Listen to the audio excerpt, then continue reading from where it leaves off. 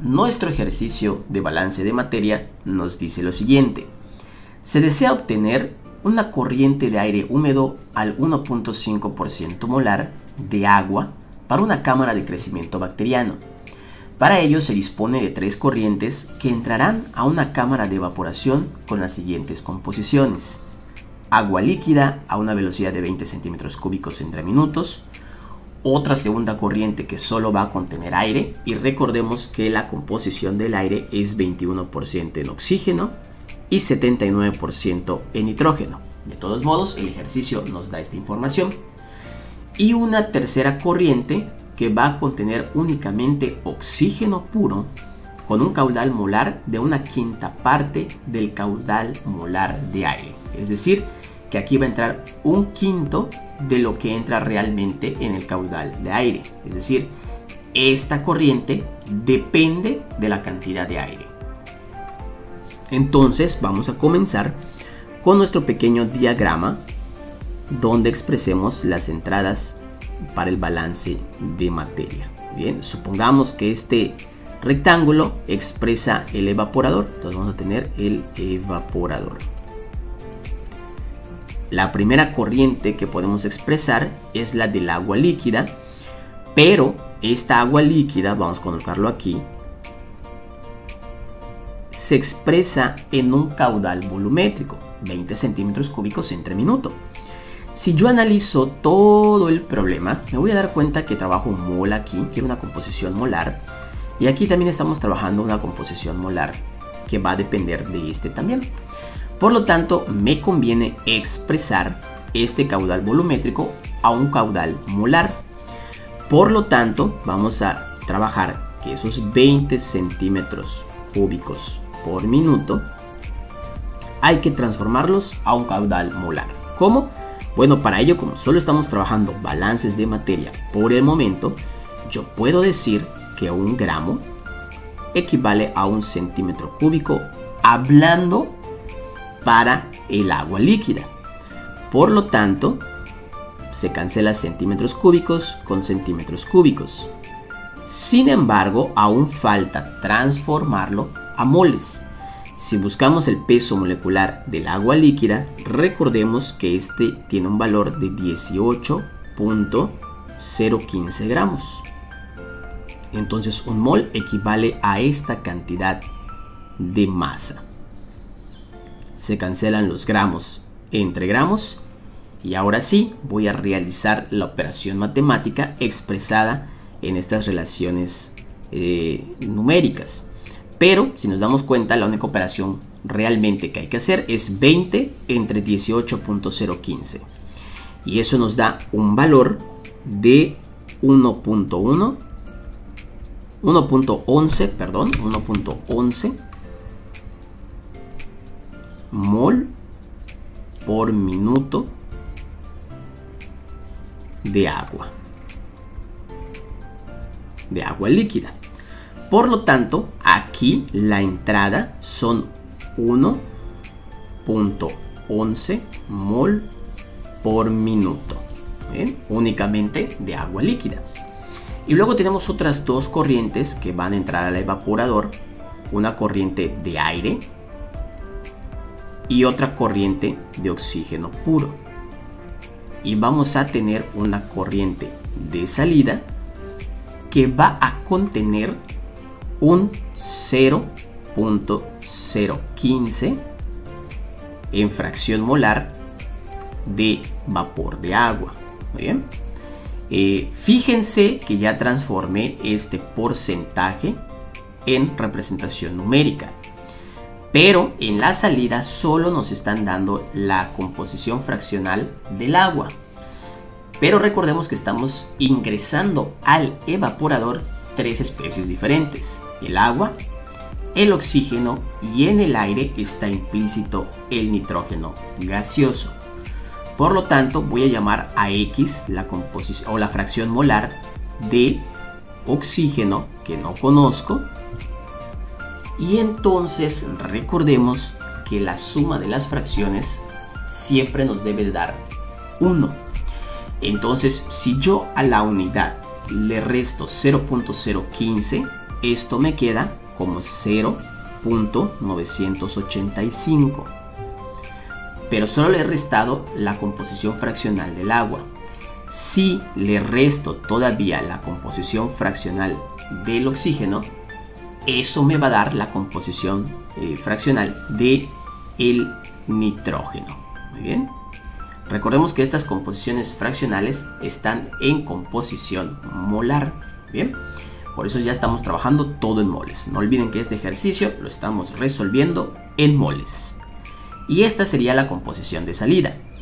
Ahora vamos a utilizar, a diferencia del primer ejercicio piloto donde trabajamos, una representación para cada entrada al evaporador y uno para cada salida. Entonces vamos a llamar a F1 como la corriente que entra al evaporador que solo contiene agua. A F2 lo vamos a llamar la corriente que entra de aire nada más al evaporador. A F3 la corriente de oxígeno y F4 sería nuestra corriente de salida del evaporador. Entonces ya vamos a empezar a hacer nuestros balances. Pero si nosotros nos damos cuenta, vamos a encontrar fácilmente la corriente de salida. Vamos a poner aquí buscando a F4 mediante un balance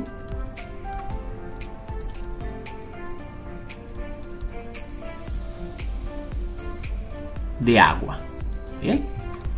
Cuando nosotros hagamos nuestro balance de agua, vamos a poder encontrar F4. ¿Por qué? Porque fíjense que en el evaporador la única entrada de agua ocurre en la corriente F1. Entonces yo voy a decir que F1 va a ser igual al 0.015 de la corriente de F4. 0.015 de F4. Porque solo el 0.015 de la corriente de F4 equivale a agua. Aquí entra mi agua y aquí sale mi agua. Entonces, si yo despejo, pues voy a obtener que el valor de F4 es igual a F1 entre 0.015. Entonces, el valor de F4 me va a quedar como la corriente de F1, que es 1.11 mol por minuto, entre el 0.015. Y esto nos va a dar un valor de 74 mol por minuto. 74 mol por minuto. Por lo tanto, ya conozco la corriente de salida de F4. Bien. Ahora, si leemos estos dos últimos puntos, nos vamos a dar cuenta que la corriente de oxígeno, la F3, depende de la corriente de aire alimentada. ¿En cuánto? En la quinta parte. Entonces recordemos que una quinta parte, en vez de trabajar fracciones, lo podemos expresar en forma decimal como 0.2. Entonces la corriente F3 es igual a 0.2 de F2. Esta relación de las corrientes nos va a ayudar a resolver el ejercicio. Bien. Ahora vamos a hacer un balance de oxígenos. Vamos a intentar hacer un balance de oxígenos. Balance de oxígeno. Bien, pues vamos a ver dónde están las entradas del oxígeno. Bien, las entradas del oxígeno se dan en la corriente F2. Pero en la corriente F2, el oxígeno solo representa el 21%. Es decir, que vamos a tener 0.21 de F2. Bien.